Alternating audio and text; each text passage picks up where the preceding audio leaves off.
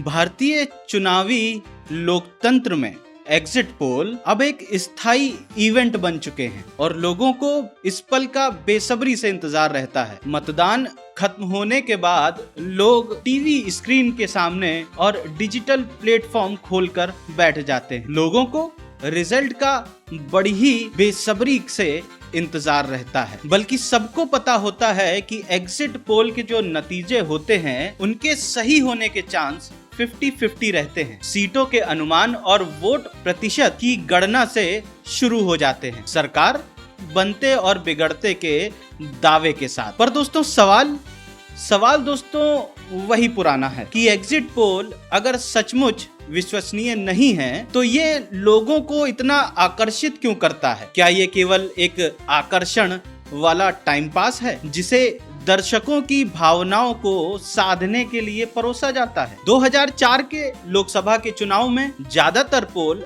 NDA को जीतते हुए बता रहे थे, लेकिन आया कौन? आया दोस्तों यूपीए को सत्ता मिल गई। 2021 के बंगाल चुनाव में एग्जिट पोल बीजेपी और टीएमसी में कड़ी टक्कर बता रहा था, लेकिन ममता बनर्जी की पार्टी ने भारी बहुमत हासिल किया। 2024 के लोकसभा चुनाव में कई एग्जिट पोल एनडीए को 350 सीटें जीतने का दावा कर रहा था, बल्कि बात तो अब की बार 400 पार की हो रही थी। लेकिन वास्तव में क्या हुआ ये हम भी जानते हैं और आप भी जानते हैं। दरअसल दोस्तों कई बार एग्जिट पोल के जो परिणाम होते हैं वो अनुमानों पर आधारित होते हैं जो कि चौंकाने वाले होते हैं, और कई बार चौंकाने के साथ साथ जो उनके नतीजे होते हैं उनकी जो सटीकता होती है वो सत्य के काफी करीब पहुंच जाती है। लेकिन कई बार इसके उलट भी साबित होता है, जो नतीजे बताए जाते हैं उनसे बिल्कुल इतर नतीजे हमें और आपको देखने को मिलते हैं। यही अनप्रिडिक्टेबिलिटी जो है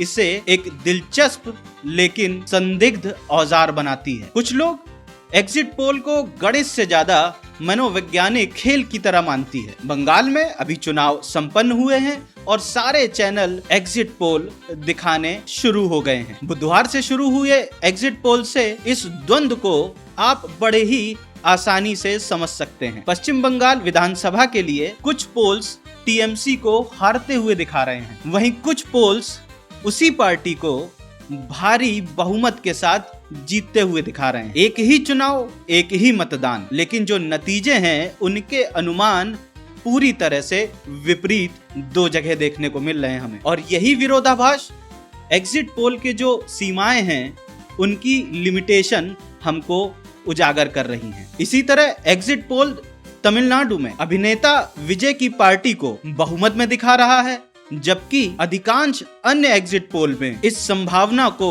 पूरी तरह खारिज किया जा रहा है। और इसीलिए आम मतदाताओं के लिए ये समझना बड़ा मुश्किल हो जाता है कि किस पर भरोसा किया जाए और किसे महज अटकलबाजी मानकर यूं ही छोड़ दिया जाए। और असल में दोस्तों एग्जिट पोल कोई आंकड़ों का विश्लेषण मात्र नहीं है, ये एक तरह का नैरेटिव भी बनाते हैं, और मानव स्वभाव भी इस खेल में एक बहुत ही बड़ी भूमिका निभाता है, क्योंकि हम वही सुनना चाहते हैं जो हमारे विश्वास और पसंद के अनुकूल हो, और अपने पसंदीदा दल या नेता को हारते हुए देखना मन को स्वीकार नहीं होता है। और इसीलिए जब एग्जिट पोल हमारे पक्ष में आते हैं तो हम उन्हें सच मान लेते हैं, और जब वो विपरीत होते हैं तो उनकी क्रेडिबिलिटी पर हम खुद सवाल उठाने लगते हैं। हालांकि इसका मतलब ये बिल्कुल नहीं है दोस्तों कि एग्जिट पोल पूरी तरह से निरर्थक हैं। हाँ, बस देखने का नजरिया ये होना चाहिए कि एग्जिट पोल एक संभावित परिदृश्य है, ना कि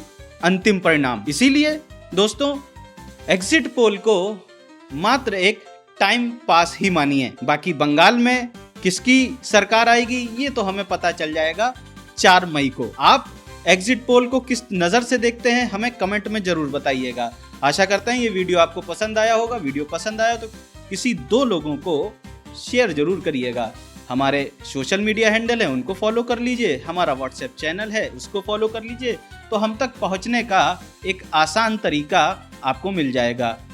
आज के लिए बस इतना ही, मैं फिर जल्दी मिलूंगा। तब तक के लिए जय हिंद, जय भारत, नमस्ते।